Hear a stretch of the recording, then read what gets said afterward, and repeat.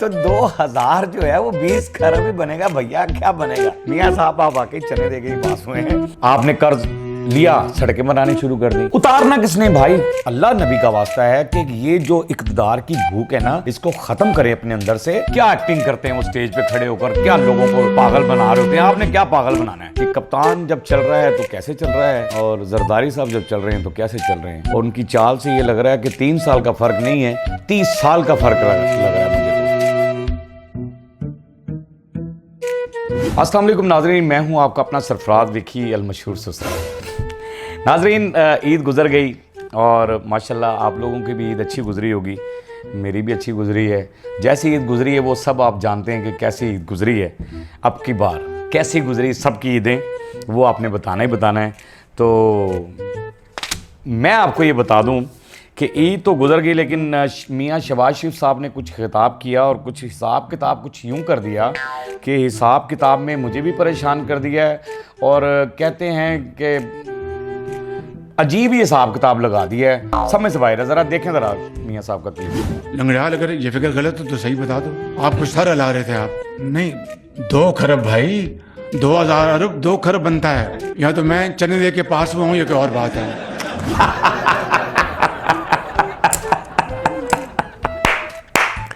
क्या बात है मियाँ साहब, क्या बात है।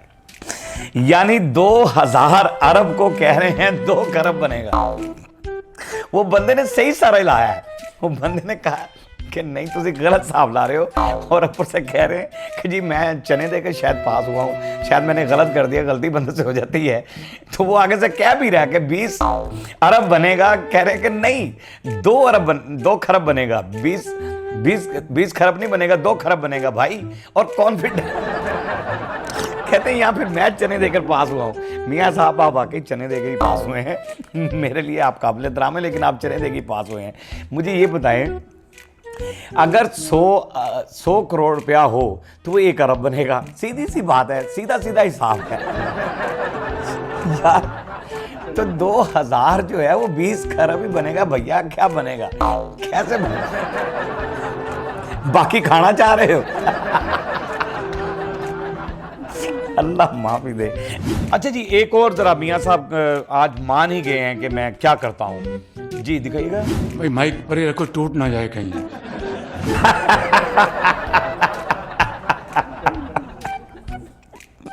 यानी मियाँ साहब को ये यकीन हो गया है कि मैं माइक तोड़ देता हूं। जोश खिताबत में जब वो आते हैं तो फिर वो माइक नहीं देखते, वो फिर दड़ल हो गया। जय शहबाज शरीफ साहब का मशहूर है ये मामला कि ये मारा और उन्होंने कहा कि बस इजी, मैं यूं कर दूंगा, और माइक टूट जाते हैं। तो उन्होंने आज पहले ही कह दिया कि यार ये माइक साइड पे रख लो कहीं टूट ना जाए। आज मान लिया आपने कि माइक टूट जाते हैं, लेकिन माइक अगर टूट जाते तो आपकी वो कही हुई बातें जो हैं वो कैसे आवाम तक पहुंचती और उन लोगों तक कैसे पहुंचती। एक तो हिसाब किताब ठीक नहीं आपका, ऊपर से माइक भी आप ठीक करा रहे हैं, नो प्रॉब्लम। लेकिन ये हिसाब किताब मुझे बताना ज़रूर है। मेरे सुई ये फंस गई है कि 2000 अरब है, ये किस तरह से जो है ना, ये मुझे बताना ज़रूर है आपने कि इसका आपने किस तरह बनाया है 2000 खरब। सिर्फ ये मुझे बताना है। ये हिसाब मेरी समझ में नहीं आ रहा, ठीक है ना। ये टेंशन में हूँ बहुत ज़्यादा, आवाम भी टेंशन में होगी इस बात में। अच्छा जी, बात ये है, एज इफेक्ट तो सबके होते हैं, लेकिन कुछ लोग तंदुरुस्त होते हैं और कुछ ऐसे अल्लाह पाक ने दी होती है उन्हें एनर्जी और वो चीज़ें सारी कुछ। यहाँ पर ज़रा प्रेट हो रही है, यानी सलामी पेश की जा रही है। सलामी पेश की जा रही है, तो सलामी किस तरह से पेश की जा रही है, जरदारी साहब ज़रा पहले इमरान खान साहब को देख लीजिएगा।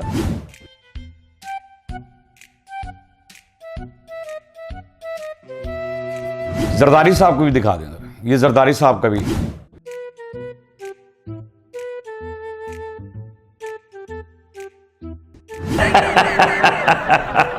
सुनाएं जी, सिर्फ 3 साल का फर्क है, यानी 3 साल का फर्क है जरदारी साहब की एज में और इमरान खान साहब की एज में। फर्क सिर्फ 3 साल का है, लेकिन अल्लाह पाक ने जो वो तंदुरुस्ती और वो जो चीज़ है, ताकत, वो पावर जो दे रखी है, वो किस तरह से दे रखी है कि कप्तान जब चल रहा है तो कैसे चल रहा है, और जरदारी साहब जब चल रहे हैं तो कैसे चल रहे हैं। और उनकी चाल से ये लग रहा है कि 3 साल का फ़र्क नहीं है, 30 साल का फ़र्क लग रहा है मुझे तो, कि खान साहब में और जरदारी साहब में 30 साल का फ़र्क है, 3 साल का नहीं है। हैरान कुन बात है। और ये हमारे मुल्क के सदर हैं। कैसी बात है कि ये हमारे मुल्क के सदर हैं। चलें अगला क्लिप भी मैं जरदारी साहब के दिखा देता हूँ कि जरदारी साहब को ज़रा दिखाइएगा जी क्या कर रहे हैं। को मैं जाना चाहिए है कि वो बुनियादी साथ और समाजी बहबूद पर स्पेशल तवज्जो दें।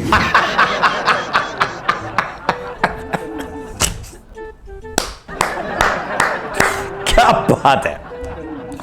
जरदारी साहब आप तो आए थे बिलावल की उर्दू ठीक करने के लिए, आपने तो बिलावल की उर्दू ठीक करनी थी, यहाँ तो आपने अपनी उर्दू का भी बेड़ा गर्क कर लिया है। यानी आपकी वो उर्दू भी समझ में नहीं आ रही यार, वो पढ़ा ही नहीं जा रहा आपसे। हैरान कुन बात है। मुल्क के आप प्रेसिडेंट हैं यार, आप मुल्क के सदर होकर और आपसे वो तहरीर नहीं पढ़ी जा रही। हैरान कुन बात है। आजकल आप बीमार भी हैं, अल्लाह पाक आपको सेहत तंदुरुस्ती दे, मेरी दुआ है आपके लिए, अल्लाह पाक आपको सेहत याब करे। लेकिन यार खुदा का वास्ता है, अल्लाह नबी का वास्ता है कि ये जो इक़्तिदार की भूख है ना, इसको ख़त्म करें अपने अंदर से। ऐसे बंदे को लाएं अपनी सीट पर जो एक्टिव हो। यार मौलाना फजल रहमान साहब थे, उनकी दरीना ख्वाहिश भी यही है कि मैं मुल्क का सदर बन जाऊँ।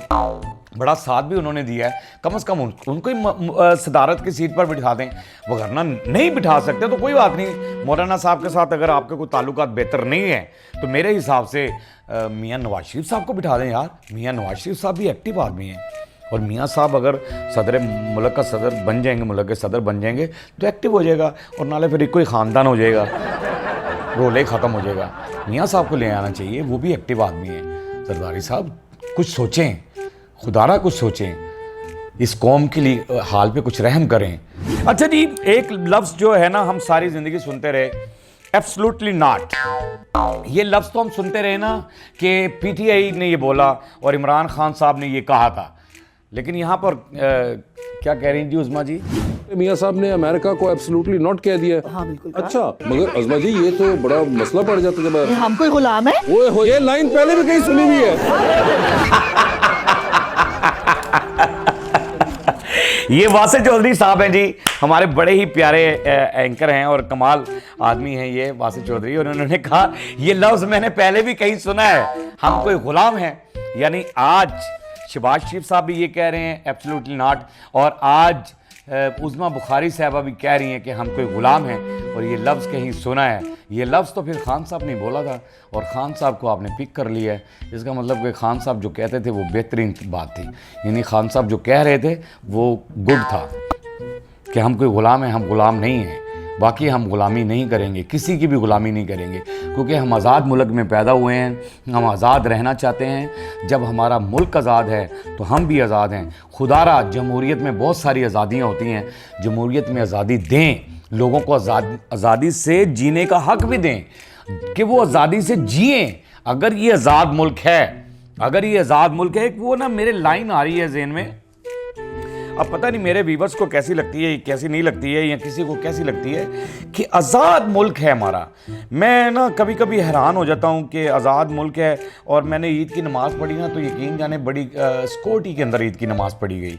यानी इधर भी पुलिस वाले खड़े हैं, उधर भी पुलिस वाले खड़े हैं, ये वो फलां फलां, यानी हमारी इबादतें भी जो हैं वो पहरों में होती हैं।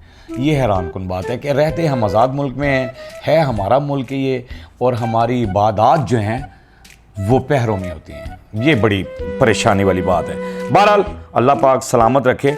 अच्छा जी, आगे भी उज़मा बुखारी साहबा के बारे में कुछ सर्च किया जा रहा है। अच्छा, सर्च किया जाता है कुछ और, लेकिन यहाँ उज़मा बुखारी साहबा के लिए मैं आपको बता दूं कि सर्च क्या क्या हो रहा है। उनके लिए सर्च हो रहा है जी, उनकी उम्र सर्च हो रही है कि जी कितनी उम्र है उनकी। फ़ोन नंबर आपका सर्च कर रहे हैं लोग। फ़ोन नंबर आपका सर्च करने की ज़रूरत ही नहीं है, आप मिनिस्टर हैं और अल्हम्दुलिल्लाह आपका फ़ोन नंबर, आपसे तो मुलाकात भी हो सकती है, फ़ोन करने की क्या ज़रूरत है, और आप मिलती भी हैं, सबसे मिलती हैं। ये मैंने देखा है कि आप सबसे मिल भी रही हैं। फ़ोन नंबर आपका क्यों सर्च करेंगे लोग? आपको फ़ोन पे तंग करना चाहते हैं क्या? कर मसला है कि बार बार आपको कॉलिंग करेंगे, टिन टन टन टन, यहाँ आप देखेंगे ये किसका नंबर आ रहा है, ये किसका नंबर आ रहा है, लोग आपकी नींदें आराम कर देंगे। फ़ोन नंबर आपने कभी भी अपना नहीं वो ट्रेस होने देना, ये मैं आपको बता दूँ, क्योंकि फ़ोन पे जो है ना, जो बंदा फेम होता है ना, उसको बड़ा ही तंग करते हैं कि टिक टॉक, आपका टिकटॉक सर्च कर रहे हैं लोग कि टिकटॉकर है, ये भी सर्च कर रहे हैं लोग कि कितने टिकटॉक आपने बना लिए। टिकटॉक पे तो मैं ये कहूँगा कि टिकटॉक ही बनते हैं, जो कुछ आप करते हैं वो टिकटॉक ही होते हैं, वो सारे टिकटॉक ही हैं। एक्टिंग, ये भी सर्च कर रहे हैं लोग आपके बारे में कि आपकी एक्टिंग का क्या, एक्टिंग क्या मज़ा। अच्छा हाँ, एक्टिंग से मुझे ये याद आता है कि एक्टिंग से लोग हमें भी कहते हैं लोग कि यार तुसी की फनकार हो गए, तुसी केड़े एक्टर हो। सियासतदान जिन्ने वड्डे एक्टर ने ना, तुसी कुछ भी नहीं है उन्होंने अगे। सियासतदान ने सब तो वड्डे एक्टर क्या एक्टिंग करते हैं, वो स्टेज पे खड़े होकर क्या लोगों को पागल बना रहे होते हैं। आपने क्या पागल बनाना है? एक्टिंग है तो सबसे बेहतरीन सियासतदान को एक्टिंग आती है, और मैं भी यही समझता हूँ कि सियासतदान हमसे बड़े एक्टर हैं। ये मैं समझता हूँ कि वाकई ये एक्टरों को भी काट गए, स्टेज के एक्टरों को भी काट गए, सबको ही काट गए। इनकी परफॉर्मेंस कमाल होती है, इनके एक्सप्रेशंस ये मुताबिक, यानी हर तरह के। गरीब आदमी को जफ्फी डालनी है तो रो के पानी, यानी ये अजीब करते हैं, ठीक है ना। किसी को तसल्ली देनी है तो यूं करनी है, फिर कहीं धड़ल्ले से बोलना है कि यूं बदमाशी वाला, यानी हर तरह का वो जो चीज़ें हैं ना वो सारी इनके अंदर पाई जाती हैं सियासतदानों में।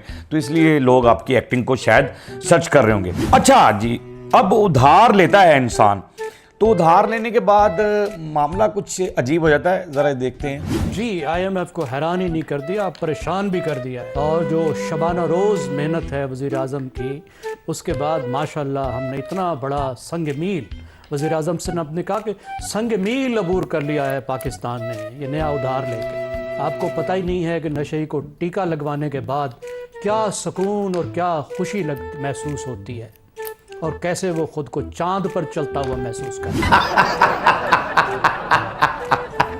ये हमारी एंकर हैं जी, इन्होंने सवाल किया कि शहबाज शरीफ साहब ने जी बड़ा मार्का मार दिया, और बड़ा वो जो आपने सुना है, देखे क्लिप के अंदर, कि बड़ा कमाल कर दिया उधार लेकर। IMF को हैरान भी कर दिया है, परेशान भी कर दिया है। क्या हैरान और परेशान कर दिया है कि उधार लेकर। तजिया निगार है हमारे, और वो उन्होंने आगे वो सवाल उन्होंने किया कि जी ये IMF को हैरान और परेशान कर दिया, ऐसा क्या कर दिया शहबाज शरीफ साहब ने। शहबाज शरीफ साहब ने उधार मांग लिया और वो उनको मिल गया, ये उन्होंने किया। और आगे उन्होंने जो बताया है कि जो सुकून, वो आपने देख ही लिया क्लिप के अंदर, कि जो सुकून मिलता है टीका लगाकर नशई को, और वो उधार लेकर भी उसी को बंदे को। लेकिन भैया ये कर्ज जो है मुल्क के ऊपर चढ़ता जा रहा है। मैं ये पूछना चाहता हूँ शहबाज शरीफ साहब आपसे मेरी बात, कि इतना जो कर्ज लिया जा रहा है, कर्ज ले लेकर हम बिल्डिंगें भी खड़ी कर लें। By the way, for example आप कर्ज ले लें, आपने वो निकाल दी, इलेक्ट्रिक बस भी निकाल दी, कर्ज लिया।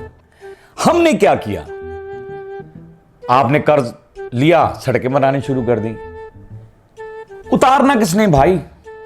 आपने उतारना है, इस कौम ने उतारना है। अभी तक मुझे, मेरी नॉलेज में अभी तक 3-4 साल से तो आप लोग हैं, 4 सालों में मुझे नजर नहीं आ रहा कि कहीं आपने कोई किस्त वापस भी की हो, यानी आपने कर्ज लेकर कर्ज उतारा भी हो। ये नहीं आज तक देखा। पीछे भी सियासतदानों को मैंने नहीं देखा कि आपने कर्ज लिया और कर्ज उतार भी रहे हैं। ये जी हमने उतार दिया, अब इतना रह गया, अब ये उतार दिए, इतना रह गया, अब ये उतार दिया, इतना रह गया। मैंने सिर्फ यही देखा कि लिए जा रहे हैं, लिए जा रहे हैं, लिए जा रहे हैं। हमारे आने वाली नस्लों को भी, यानी पैदा होने वाले बच्चे को भी मकरूज किए जा रहे हैं। कैसी हैरान कुन बात है। और इसमें कौन सा मार्का मारा यार, इसमें कौन सा ऐसा काम करना है? ये कोई काम नहीं है, मेरे हिसाब से ये कोई काम नहीं है। मज़ेदारी तब होगी कि हम ये कर्ज ना लें, और ये कर्ज जो हैं हमारे सर से उतर जाएं। अल्लाह पाक हमारी ज़िंदगियों में, हम अपनी ज़िंदगियों के अंदर देख लें कि हमारे मुल्क से कर्ज़े उतर गए। मेरी मौत से पहले, मैं ये समझता हूँ कि मेरी मौत से पहले मुझे अल्लाह पाक ये दिखा दे कि मेरे पाकिस्तान के अंदर, मेरे प्यारे पाकिस्तान के ऊपर 1 रुपया कर्ज नहीं है, और मेरा मुल्क तरक्की याफ्ता हो गया, और हम सब अब अपना कमाते हैं और अपना खाते हैं। हम किसी के आगे भीख नहीं मांगते, किसी के आगे हाथ नहीं फैलाते।